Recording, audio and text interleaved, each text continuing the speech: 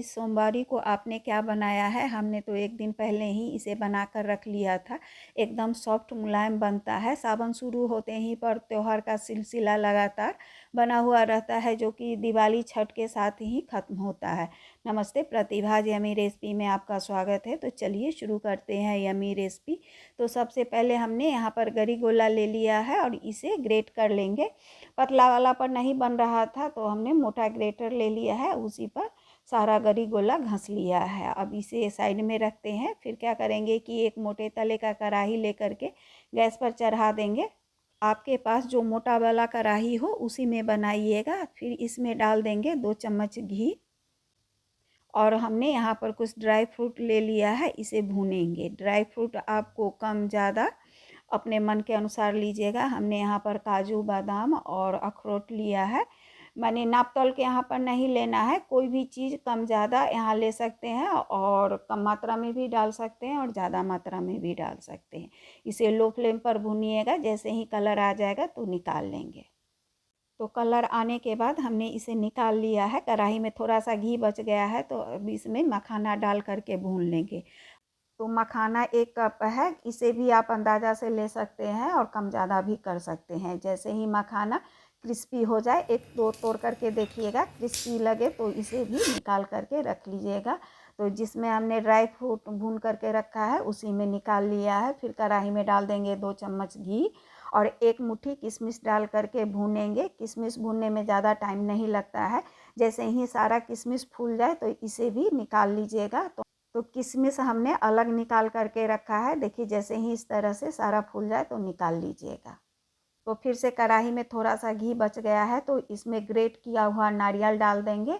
साथ ही इसमें डालेंगे 2 चम्मच वाटरमेलन सीड और 2 चम्मच खसखस पम्पकिन सीड डाल करके सभी को साथ में भून लेंगे। यहाँ पर जितना भी भुनाई का काम करना है लो फ्लेम पर ही करना है। जैसे ही खुशबू आने लगे तो इसे भी निकाल करके जिसमें किशमिश रखा है ना उसी में निकाल लेंगे।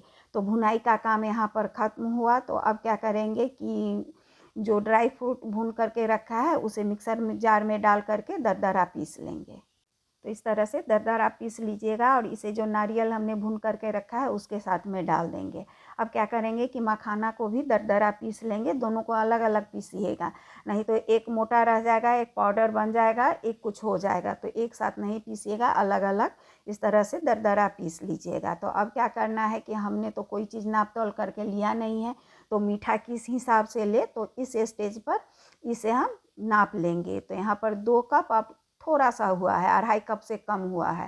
तो क्या करना है कि मीठा इसी अंदाज़ा से लेना है। तो हमने यहाँ चीनी का यूज़ नहीं किया है, बिना चीनी का बनाया है। तो हम ले लेंगे गुड़। नारियल वाला जो मिश्रण हुआ है ना उससे आधा से थोड़ा कम गुड़ लेंगे ना तो एकदम परफेक्ट मिठास आएगा।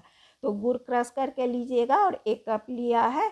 2.5 कप से थोड़ा कम, माने वहाँ पर नारियल वाला मिश्रण था तो 1 कप के करीब हमने गुड़ डाला है।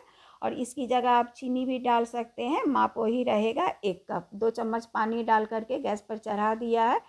फ्लेम को मीडियम रखिएगा। जब अच्छा खासा झाग आने लगे तो यहाँ पर इलायची पाउडर डाल दीजिएगा या 3-4 इलायची कूट करके डाल दीजिएगा। हम तो हमेशा कूट करके फ्रेश ही डालते हैं। फिर इसमें 1 चम्मच घी डाल देंगे और इसे अच्छी तरह से मिक्स करेंगे।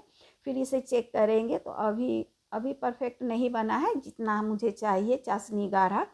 तो थोड़ी देर इसे और पकाएंगे, फिर इसे चेक करेंगे। इसमें तार नहीं बनना चाहिए, एकदम शहद की तरह चिपचिपा लगे ना तो समझिए कि चाशनी परफेक्ट बन गया है, कोई तार वगैरह नहीं चाहिए। तो फिर क्या करेंगे, जो यहाँ पर जो नारियल वाला मिश्रण है वो डाल देंगे।